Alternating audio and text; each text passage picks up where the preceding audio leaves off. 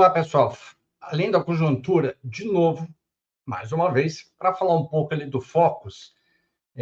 O primeiro Focus que saiu no ano de 2025, o último Focus que saiu no ano de 2025, fazer um comparativo do que se achava que ia ocorrer durante o ano lá no início, o que chegou de resultado no final de 2025, e a gente apresentar ali, então, esse último Focus dessa semana, com a previsão de uma coisa que parece já ser tudo mais ou menos a mesma coisa do início do ano e do que foi previsto no ano passado para esse transcorrer de 2026. Então, vamos lá. Algumas coisas rápidas para a gente dar uma olhada ali, sem muito burburinho, né? O que a gente tem ali?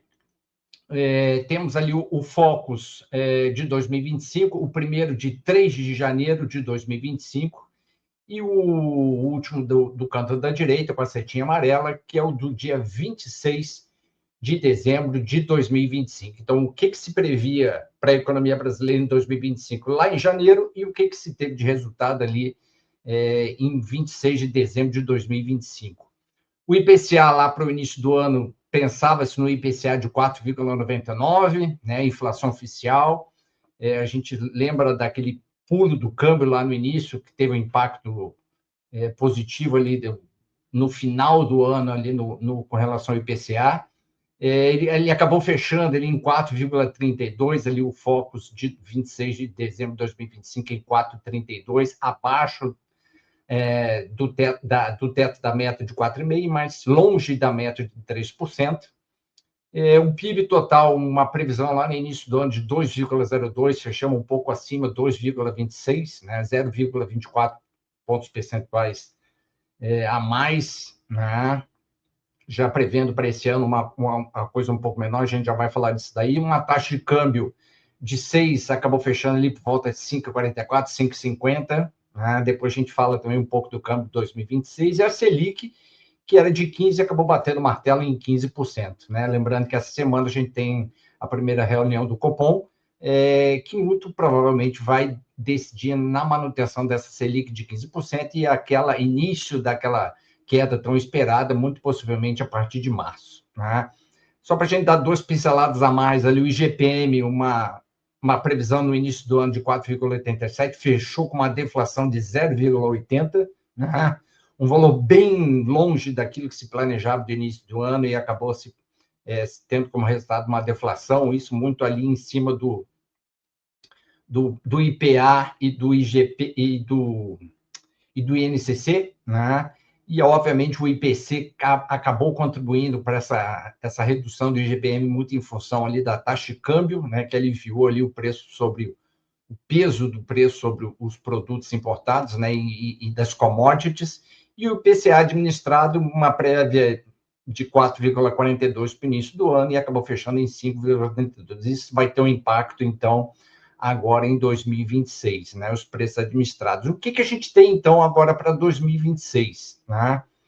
É uma previsão, né, do ano de 4%, né, 0,05% a menos do que foi há 4 semanas atrás, um PIB, então, menor do que foi do ano passado, 2,23%, 2,26% para 1,8%, um câmbio, então, de 5,50, mantida essa 15ª semana consecutiva, né, um valor muito parecido com o que teve no ano passado, e a Selic, sim, então, já esperando, não nessa reunião dessa semana do Copom, mas a partir de março, alguma previsão, então, de queda de Selic em função dos ativos internacionais, taxa de juros americana, que também tem reunião essa semana, né?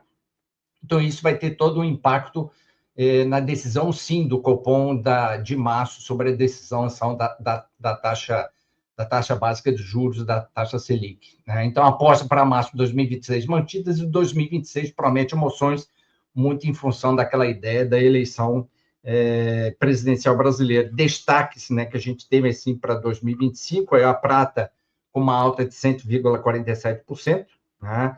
Ela bateu $100 essa semana, né? O ouro, porto seguro de época de incertezas, crises internacionais, né? Trump, guerras para tudo quanto é lugar, é uma alta de 64% em 2025, né? O maior ganho desde de 1979, e essa semana ela chegou a bater $5.110, né? Recorde ali histórico da cotação do ouro, segundo a Reuters, né? Então, são essas as informações, são essas as variáveis que a gente vai, então, ponderar de caminho, né, para esse ano de 2025 e que promete muitas emoções, né? Além de muitos feriados que a gente vai ter no ano, a gente tem Copa do Mundo e a gente vai ter o processo eleitoral, que aí sim, a partir de abril, promete muitos desafios para a economia brasileira e olhando, obviamente, para aquelas variáveis principais, que é a inflação oficial, bate no bolso do consumidor, isso pode refletir na eleição, taxa básica de juros, né? Selic, que mexe ali com empréstimos habitacional, empréstimo para empresas, né? Questão de investimento, a taxa de juros muito salgada, como a gente tem hoje, 15%, isso impacta o custo da dívida do setor público, né? E, obviamente, também vamos torcer ali para a taxa de câmbio, né? Essa taxa de câmbio, se ela for amigável, como foi em 2025, ela pode ajudar aí o governo atual, segurando os preços e mantendo, então, um comportamento mais amigável dos preços para esse ano de 2026. Então, tem muitos desafios. A gente viu ali, naquele comparativo do Focus de 3 de janeiro com o de 26 de dezembro, a gente pode notar que algumas variáveis acertamos bem longe do alvo, né?